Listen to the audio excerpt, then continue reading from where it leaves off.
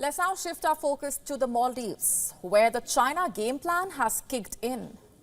Its pro-Beijing President Mohamed Muizzu has just wrapped up his 5-day visit to China, and just a day after returning, his office has brazenly issued an ultimatum to India. A March 15 deadline to withdraw its small number of military personnel from the country. Maldives' Public Policy Secretary at the President's office, Abdullah Nazim Ibrahim, has said, and I'm quoting, Indian military personnel cannot stay in the Maldives. This is the policy of President Mohamed Muizzu and that of this administration. A high-level core group was tasked with negotiating the withdrawal of the troops. On Sunday morning, they held their first meeting at the Foreign Ministry headquarters in Mali.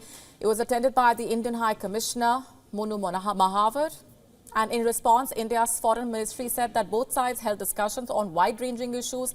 The Indian government said discussions were related to bilateral cooperation towards identifying steps to enhance the partnership, and it included expediting the implementation of the ongoing development cooperation projects. India's External Affairs Ministry has said, and I'm quoting, both sides also held discussions on finding mutually workable solutions to enable continued operation of the Indian aviation platforms that provide humanitarian and medvac services to the people of the Maldives. It was agreed to hold the next meeting of the high-level core group in India on a mutually convenient date. But Muizzu's ultimatum is not surprising, especially as it comes after his big China visit. You see, soon after taking oath as the president of the Maldives in November last year, pro-China Muizzu got to work. He was quick to formally ask India to withdraw its military personnel from his country. He said that the Maldivian people have given him a strong mandate to make this request to New Delhi. Now, for the unversed, yes, India, Maldives' traditional ally, has servicemen in the country. In fact, Indian servicemen in the Maldives maintain and operate 2 helicopters and a Dornier 228 aircraft gifted by New Delhi to the Maldives for humanitarian and search and rescue missions. Beyond its defense ties with the Maldives, India has been instrumental in the socio-economic development. Not only that, New Delhi has sent vaccines, medicines and other aid to the country. During emergencies, India is also building the most ambitious bridge project, in fact. And during his just concluded state visit to China, Muizzu sought to align the Maldives closer to Beijing. Speaking to the press after returning from China, he indirectly attacked India. Without naming any country, he said, we may be small, but that does not give you the license to bully us. This request for the withdrawal of Indian troops comes at a time of diplomatic row between the two sides. The row, remember, was triggered after some ministers under the Muizzu government posted derogatory comments against the Indian Prime Minister Narendra Modi and against Indians in general. It stirred a controversy. Calls for a boycott by Indian tourists were also made. They, by the way, rank the highest in numbers to the Indian Ocean archipelago. Clearly working under the Chinese influence, the Maldives under the Muizzu government is hell-bent on promoting Beijing at the cost of India and ruining the years of steady ties it has made with New Delhi. But the question is, does he really have the support of his people? Well, it does not look like it. In a big setback to President Muizzu, pro-India opposition Maldivian Democratic Party, or MDP, has secured a landslide victory in the capital Male's mayoral election. On Saturday, the MDP candidate Adam Azim was elected as the new mayor of Male. This was a post held by Muizzu until recently. In fact, Muizzu resigned from the post to contest the presidential elections last year. The Maldivian media reported Azim's win as a landslide and hailed his victory by a large margin. The MDP is headed by pro-India former President Mohammad Solih, who was defeated, remember, by Muizzu. Now, this is big. The mayoral election victory is expected to revive the political fortunes of the MDP. It still holds a majority in the parliament. And if you thought this was an indication of the dissent that Muizzu is facing at home for his choices, let me just share some more. On Monday, Maldives' parliamentary minority leader Ali Azim also called for the removal of Muizzu from the president's post. He has called for a vote of no confidence in the Muizzu government. He emphasized on the stability of the country's foreign policy. He said, and I'm quoting, "We, the Democrats, are dedicated to upholding the stability of the nation's foreign policy and preventing the isolation of any neighboring country." Are you willing to take all necessary steps to remove President Muizzu from power? Is the MDP Secretariat prepared to initiate a vote of no confidence? All this just tells us one thing. Muizzu may be flying in Beijing's toxic cloud for now, but it seems he is losing the ground under his feet in the Maldives. For our cover story, we are exposing the hypocrites of Davos as political and business leaders gather this week for the annual World Economic Forum meeting in Davos, Switzerland. Nothing can be more glaring than the self-serving nature of this gathering. Because while the global elite discuss combating challenges facing the world economy, the rich are getting richer and the poor are getting poorer. Allow me to explain. According to Oxfam, the combined fortunes of the world's 5 richest men have more than doubled to $869 billion since the year 2020. Meanwhile, 5 billion people have been made poorer. Have you ever heard of the saying, "This meeting could have been an email"? Well, nothing epitomizes this more than this conclave of pretend do-gooders. You see, each year, political and business leaders fly their carbon-spewing jets to Davos, stay in lavish accommodations in the Swiss town, and from here, they give out sermons on how to fix poverty, fight climate change. I mean, these are some of the wealthiest people and leaders of the world. If they could have solved the problem, they would have. But you see, they have failed. And that is why ordinary citizens protest, calling on the governments to rein in the billionaire class. Quite frankly, the meeting at Davos is a performance, a mere spectacle to mask the dangerous wealth divide. Just have a look at the figures on your screen now. The Oxfam study is perfectly timed. Since 2020, the wealthiest people on earth became a whole lot richer. We'll get to those figures on your screen in a bit. The net worth of these 5 billionaires skyrocketed 114%. If the current trends continue, they would become trillionaires in a decade. Just contrast this with the condition of the poor. Nearly 5 billion people became poorer. Why is that? Because they had to contend with inflation, war, the climate crisis. Do you know how much time it would take to eliminate poverty? 230 years. But who are these 5 individuals who have seen rising fortunes? Let's tell you all about them.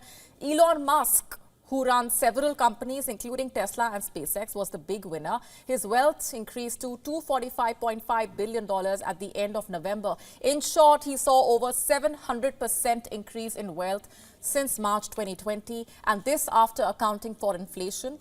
Next, we have Bernard Arnault, the chairman of French luxury goods giant LVMH. He had a net worth of $191.3 billion, up 111%. And then you have Jeff Bezos. He saw a rise in the fortune of $167.4 billion, a 24% increase. Bezos was followed by Oracle founder Larry Ellison. His wealth totaled $145.5 billion, up by 107%. And rounding off the list is Warren Buffett, the CEO of Berkshire Hathaway. His net worth rose 48% to $119.2 billion. Now, if you thought that was shocking, listen carefully to what I'm about to tell you next. The Oxfam report says that if each of the 5 wealthiest men were to spend $1 million daily, they would take 476 years to exhaust their combined wealth. Now, this is why you should care. 7 out of 10 of the world's biggest corporations have a billionaire CEO or a billionaire as their principal shareholder. In short, the world's richest 1%. Well, they own 43% of all global financial assets, including stocks, shares, bonds, plus stakes in privately held businesses. What's more, this 1% emits as much carbon pollution as the poorest two-thirds of humanity. Billionaires today are $3.3 billion richer than they were in the year 2020. Let that sink in. And this, by the way, is despite the many crises that have devastated the world in the past few years. And who is to blame for this, you wonder? Oxfam says government leaders. This is how. States handed power over to monopolies, allowing corporations to influence the wages that you are paid, the price you pay for food, the kind of medicines that you have access to. It's the same leaders who are now huddling at Davos to discuss how to combat the myriad challenges facing the world. And this, perhaps, is why Oxfam called for governments to rein in corporate power, to break up monopolies. Further, Oxfam urged the governments to tax the rich, to institute taxes for those who have excess profit and wealth, to promote alternatives to shareholder control, such as forms of employee ownership. This is because of estimated 148 top corporations that made $1.8 trillion in profits. The rich shareholders received hefty payouts. This even as millions of workers faced a cost of living crisis amid inflation-driven wage cuts. Now, make no mistake here, this inequality is not by accident. The rich want to keep you poor. They are ensuring that corporations deliver more wealth to them at the expense of everyone else. But let's just get back to Davos. The World Economic Forum says that the Davos events were launched to champion stakeholder capitalism. What does that mean? The WEF says that it defines a corporation as being not just about maximizing profits, but also about fulfilling human and societal aspirations as part of the broader social system. But is it possible in a world full of self-serving status seekers? Oxfam looked at data sources from International Labour Organization, from the World Bank, from the annual Forbes Rich List. It shows that these big goals were far from being fulfilled. What we know for sure is this: as long as the ultra-rich continue to focus on profit rather than sustainability, inequality and climate change will continue to scar the poor. The gathering at Davos, therefore, is only idle talk to mask the dangerous wealth divide. Taiwan has elected its new president. His name is Lai Ching-te. People also know him as William Lai. For the last 4 years, he was the island's vice president, and now he has ascended to presidency, keeping the Democratic Progressive Party in power. Upon him lies the fate of Taiwan, at least for the next few years.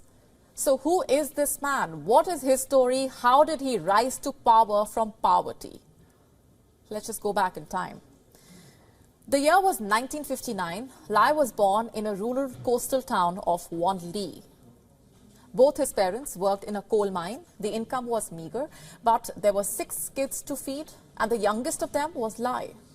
He was all of 3 months when a tragedy happened. His father, Lai Chao Jin, was working in the mine. He was some 300 feet underground. Suddenly, gas leaked out of the pit. There was no odor, there was no sound. The explosion came out of nowhere. Lai's father did not survive. His mother was left alone with the kids, and she raised all 6 of them on her own. She continued to work. She recharged the bulky batteries that powered the lamps on the miners' helmets. She operated the cables that pulled out the carts of coal. The poor woman had one goal: to keep her children in school. Lai also did his part. He excelled in school, and unlike most miners' children, he went on to study in a university. He became a doctor, also received a master's degree from Harvard. Things were looking up for him. But Taiwan was in turmoil. The island was slowly transitioning from dictatorship to democracy. Naturally, China was not happy. It was the year 1996. Taiwan was going to have its first free presidential election. But just ahead of the polls, the Dragon fired missiles into the waters of the island's coast. Lai was a fresh-faced doctor at a university hospital at that time. For him, the missile crisis was a turning point. He hung up his white coat and decided to enter politics. First, he became a legislator representing the Tainan city, not just once, but for 4 consecutive terms. It was during this time that he was beaten up by gangsters, and out of concern, his mother asked him to go back to being a doctor. But Lai was not going to give up. He resisted. And a few years later, he lost his mother as well.